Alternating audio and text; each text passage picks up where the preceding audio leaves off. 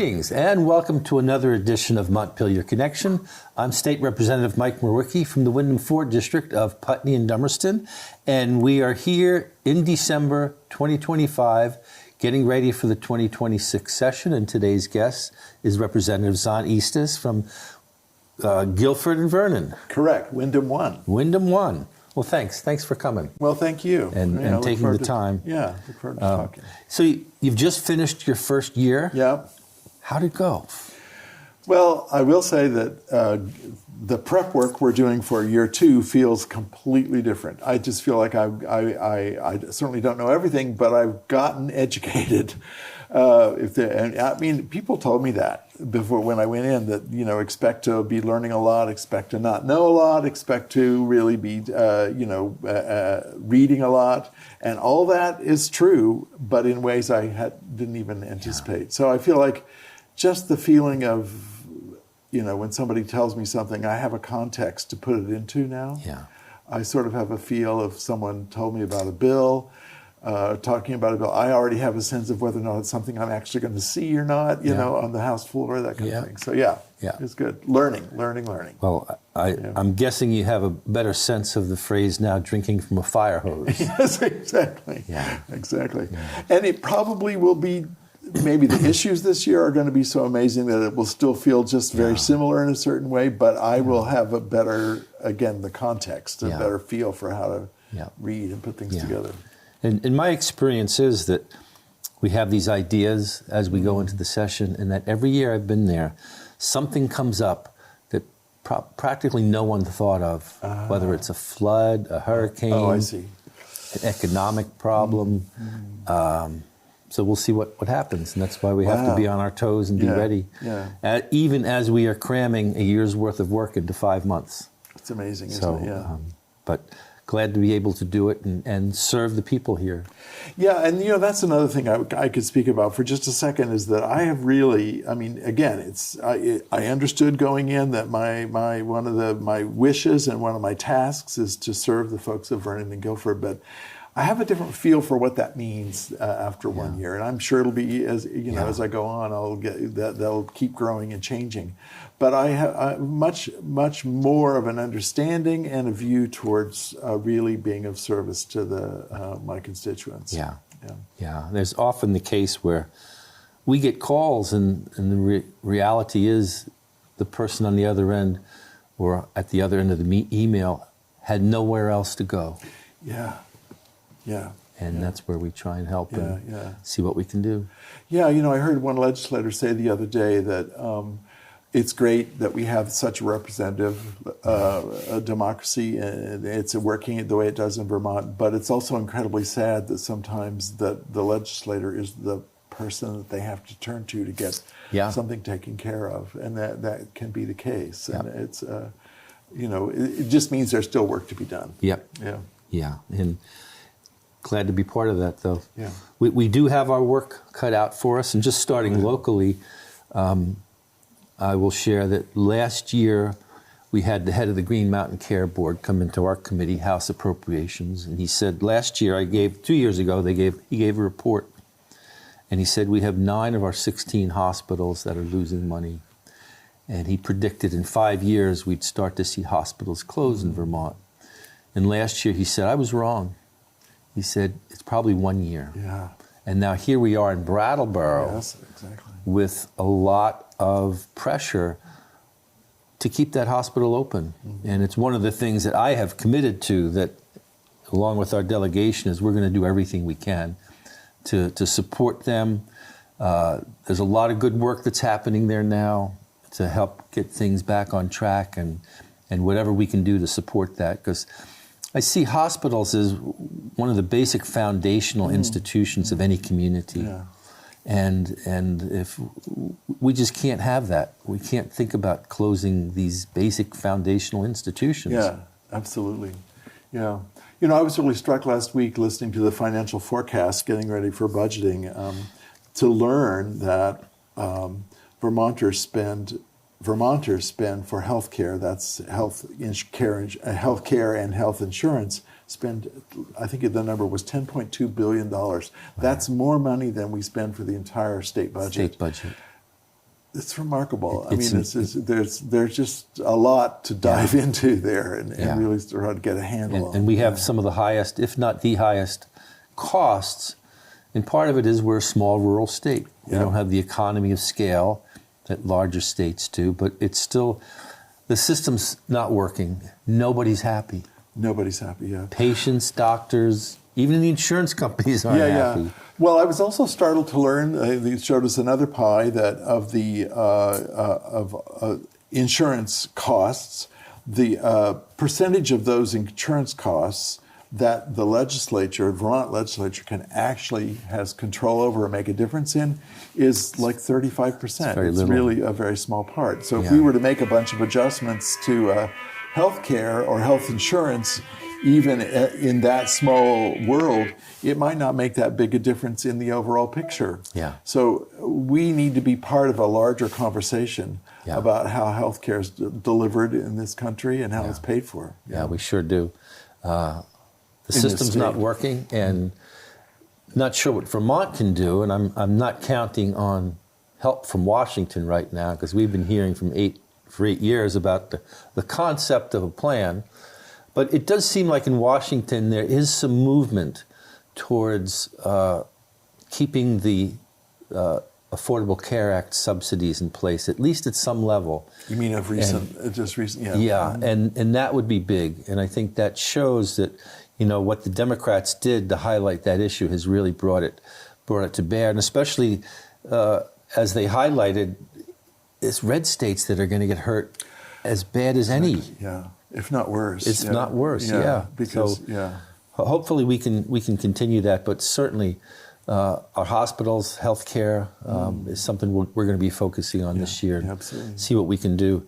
I know a lot of people are concerned about our educational system. Another system really in flux, in transition. And I'm hoping that we can come to terms, first of all, focusing on what's happening in the classroom. Yes.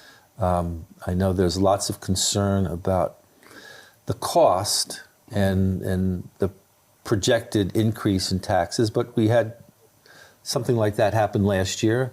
We worked together in the legislature. We worked together with the governor. We got those costs down. So I would say, before we get too wrapped up in what the projection is, what the estimate is, please know we're going to work on that, and we're going to get that down. Yeah, it's tricky to, I'm still new at all this, but it's a little tricky when you hear the number 12%, which is something like a number we heard a couple of years ago, or last year. And so it's really distressing that number has to be continually like that. Yeah. And yet there's work that can be done to change that number or reduce it. And so we'll see what happens. We don't really know yet. Last year we were able to take some extra money and buy down the costs, and if need be, I hope we can do that. It's a little bit more difficult this year, and what we heard at our economic briefing last week is one of the big factors is the Trump tariffs and the attitude towards Canada. Yeah.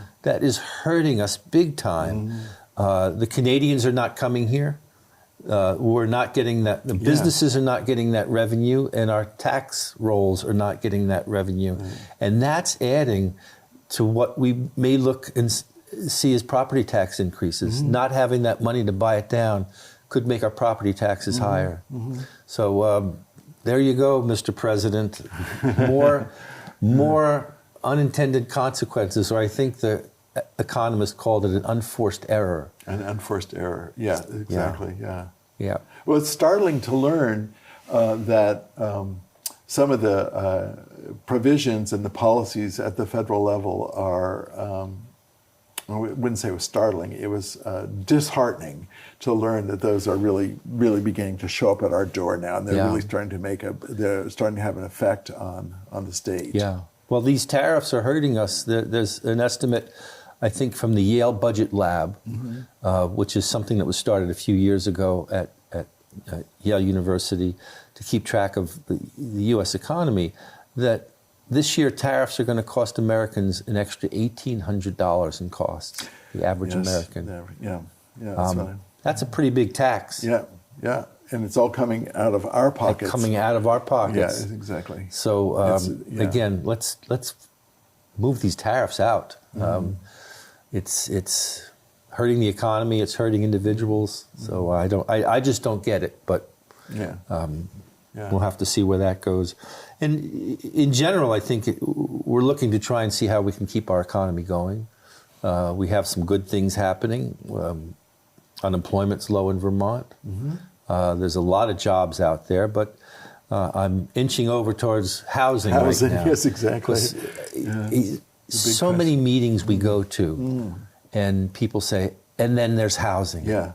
And are you hearing that from people? Absolutely. I mean, I think that the notion that it's not just in one sector, or it's not to take care of a certain group of people, but it's all across the entire spectrum. Yeah. That Vermont's housing shortage is making it impossible for.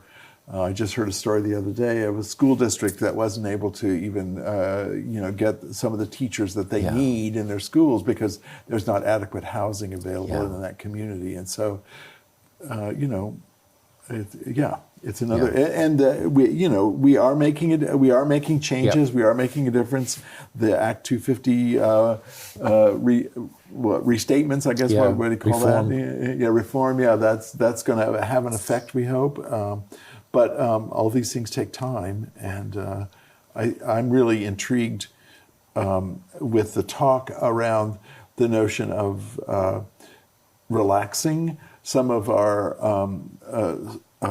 restraints on moving forward with housing and building and construction, so that we can actually get projects done. We know where things need to go now better than we used to. We have a stronger feeling of where we want construction, where we don't want construction. Yeah. So we can start maybe zooming at some of those permit systems and so forth. And being in Putney, we certainly saw the downside of the appeals process, and we have changed that. It's taken 3 years and 4 trips to the Vermont Supreme Court to get a 25-unit project off the ground.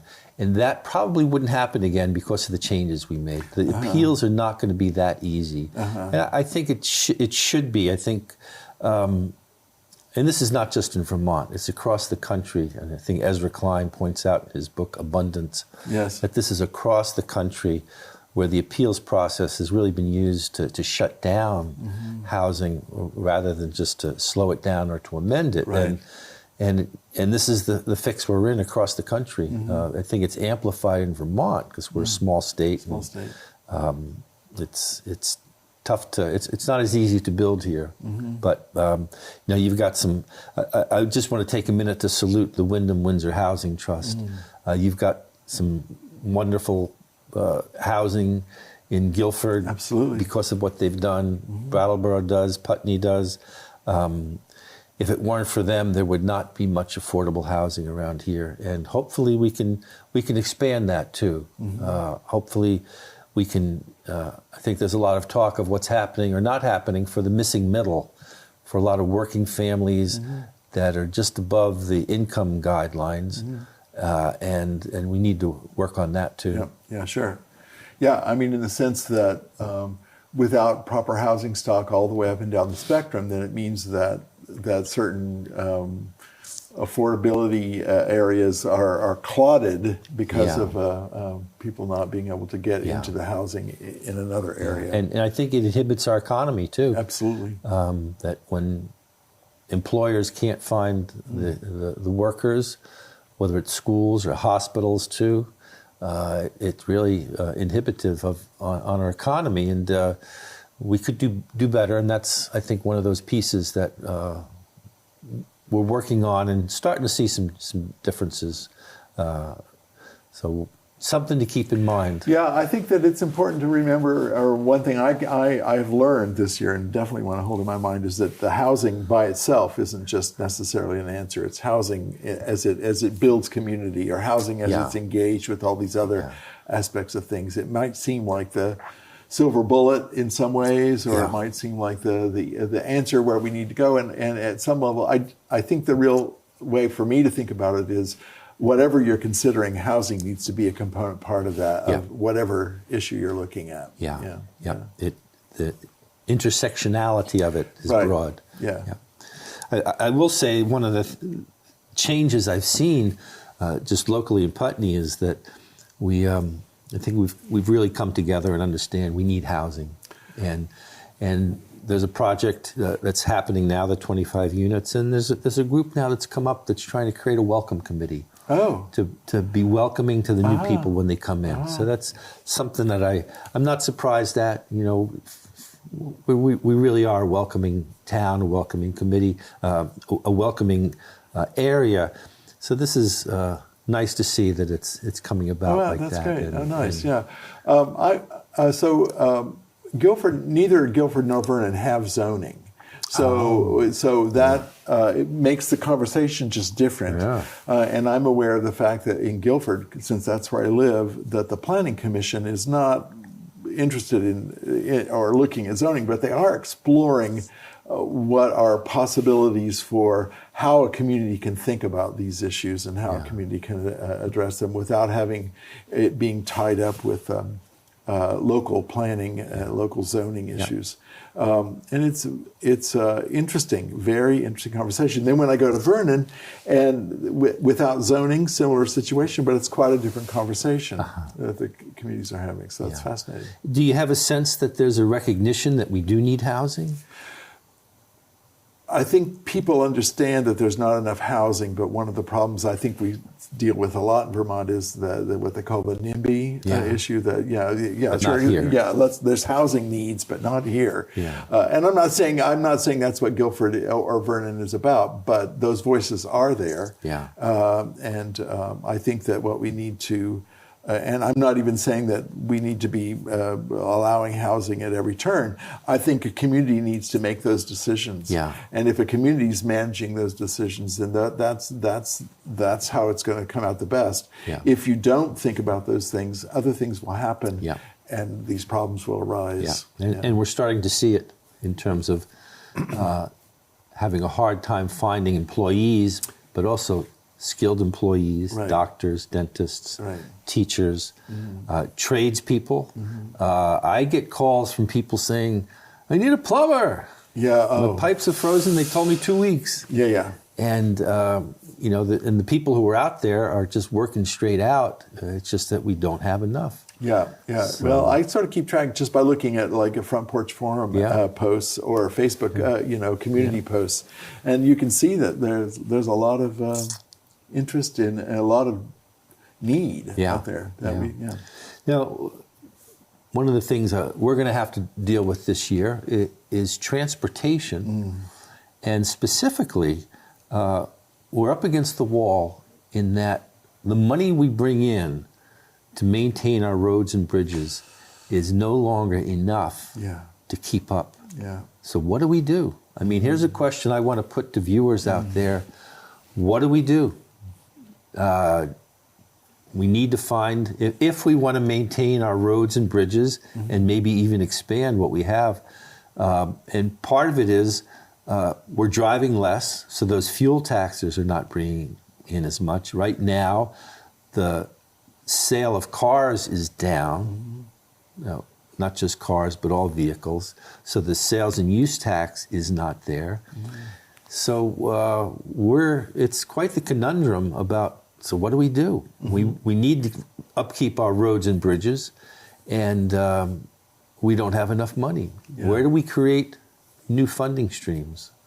That's a tough one. A good question. I mean, I think we're dealing with that actually. I mean, it's a very real issue for transportation, but across the board, it seems like those are some of the, where are we going to get the monies that we need?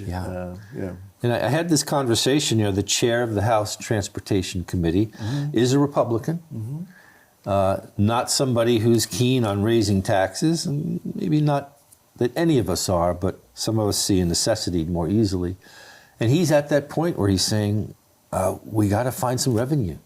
Our roads are deteriorating and our bridges are. We got to find some revenue to make these regular maintenance. So it's something we have to look at, and there's no easy answers there. I just got an email the other day from a constituent who was asking about, he's aware of the downgrading of certain practices around even snow plowing, and how snow plowing, because of costs, are having to be reduced or reprioritized in different ways. Yeah. And these are, all questions that people have. We want to be able to address them. Yeah. Now, you worked this year on the House Human Services Committee. Yes. Any highlights from the last session that you want to share? Well, they're discouraging for me. I mean, I know our committee worked so hard, and we were so intent and so positive about developing a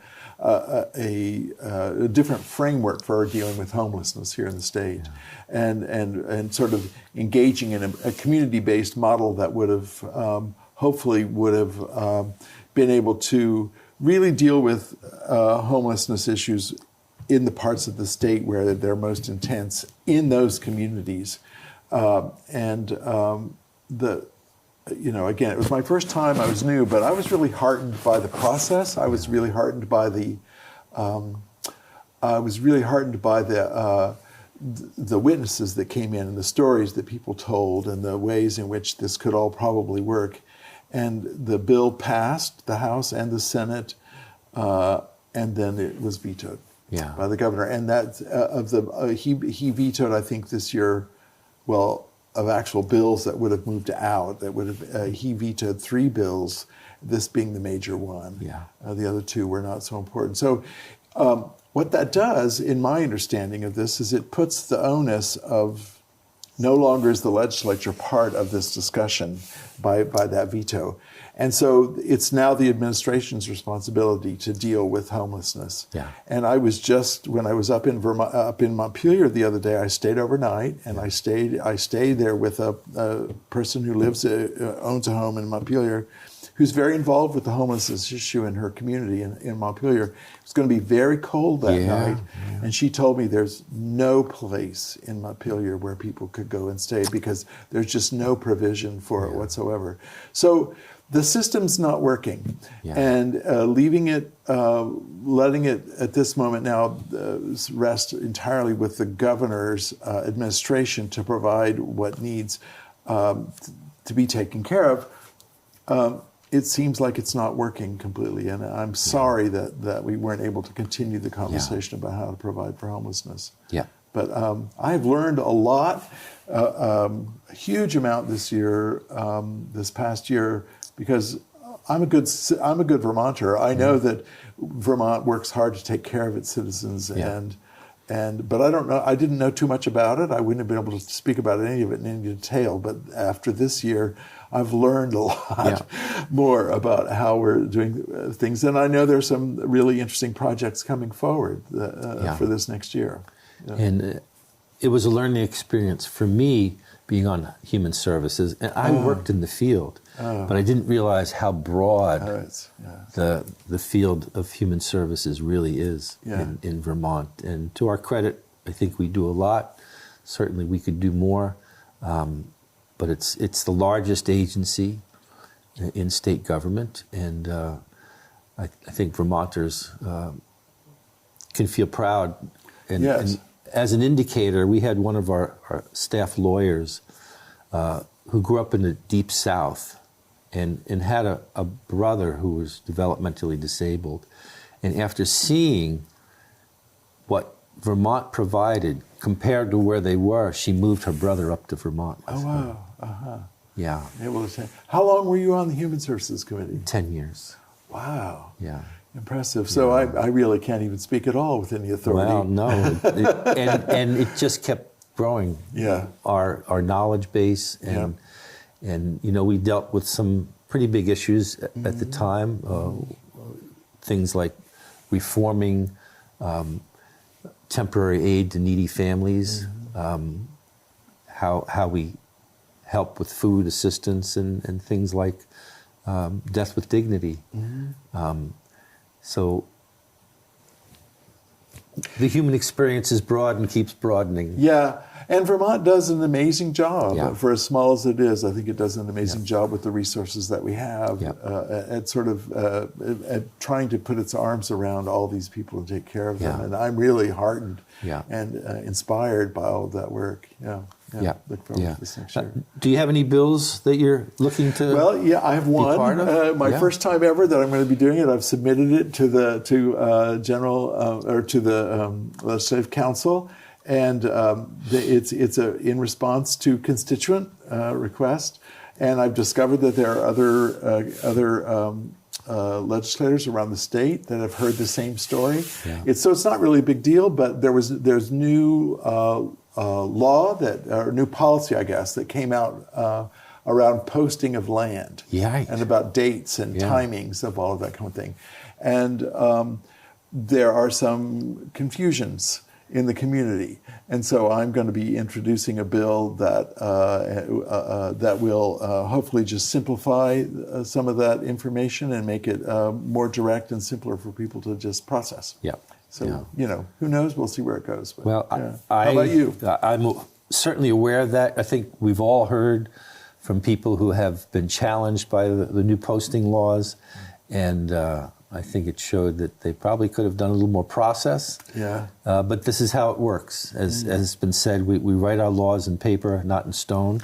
So we can amend them more easily. That's one thing that I found really fascinating in my first year was how much time, and it's not a huge amount, but it seemed like multiple committees are sort of correcting prior legislation or updating or refiguring, reframing, not policy-wise or not in a big structural way, but just clarifying to make things better. And I think that's an interesting part of the process. Constant improvement. Just always looking for that. Myself and many others are really concerned with what's been happening with policies coming from Washington. And specifically, the one I think is upsetting more people than not is seeing hordes of masked, armed, unidentified often, people grabbing sometimes U.S. citizens off the streets. And it's been happening here in Vermont. There's quite a cohort of us that have now put together the draft of the bill. We call it Nothing to Hide Bill. So what's going to do is going to ban masking and ask for identification. And there's more than a little controversy around that, that there are people who are in these situations who say they wear masks so they don't get targeted. And my response is there's a lot of us who are doing work that gets targeted and we don't wear masks, from judges to prosecutors to child protection to legislators. And as we saw last year with the legislators in Minnesota getting murdered, we get targeted too, and we don't wear masks. The idea that they feel like they have to wear masks to do their job, I feel is un-American. And I feel like they should be identified. Who knows? Some guy gets out of a van wearing a mask with a gun with no identification. Could be anything. So there's a lot of us who are working on this to put this together. I have another bill where I'd like to see a ban on any firearms within 100 yards of polling places. We have concerns that there will be armed people showing up at polling places around the country, but even in Vermont. There's currently a ban on firearms within polling places, but not outside. There's another bill that I have put forward really based on tragedies we've seen with the use of AI, and where people have been using AI for mental health advice. Correct. And it's actually turned out to encourage some suicides. And there are some states that have put bills out there now that say if your AI program is going to put mental health advice, there needs to be some human connection, some human oversight, some guardrails in here so as to not encourage that, but to stop it. So I think Illinois, maybe Ohio, and other states, this is something that's happening out there, and we need to get out in front of it because there's already been tragedies that we need to avert and stop. So Good luck with those. I'd love to be. I'd Sure. love to be signed on to those as we go And forward. once we come together, we'll figure Yeah, out yeah. what everyone's doing. And I think some of the, like especially the masking bill, there's questions about whether we have that authority, but I think we need to put it out there. I think that the pushes of the boundaries and the barriers that have been coming from the federal government and their policies have to be pushed back on. Yeah, I've definitely been in community conversations where those are this masking issue is an issue. So it's definitely time. That It just think feels about it. antithetical to what I feel as an American. Absolutely, it's not the spirit. I always thought that the people with guns and masks were bank robbers or terrorists, and not supposedly representing the government because they don't support us. Yeah. So we'll do something about that. A lot of work to do. A lot of work. And I thank you for taking the time and for doing the work. Okay. Well, thank you. Yeah. Thank you. It's a pleasure to work with you as my mentor in the House, but it's also just an amazing experience all the way around. And I feel like you've been a great addition to our delegation. Oh, and I can't say enough about the group we have in Windham County here. It's a great group of folks. We work together well. We support each other, and I hope the people out there feel that way too. Sure. So this is a good time. If you have an idea for us, to get in touch with us. Our information to contact us is on the legislative website, and we want to hear from you, whether Absolutely. it's by phone, by email, by carrier pigeon, whatever works for you. I like talking to people in the co-op or in the store. Yeah, bet. whatever. Brown or Roberts. Yeah. So thank you, and thanks to the people here at BCTV too. They do a great job of bringing our work to you here, and we couldn't do this without them. So thank you. All right. Bye-bye now.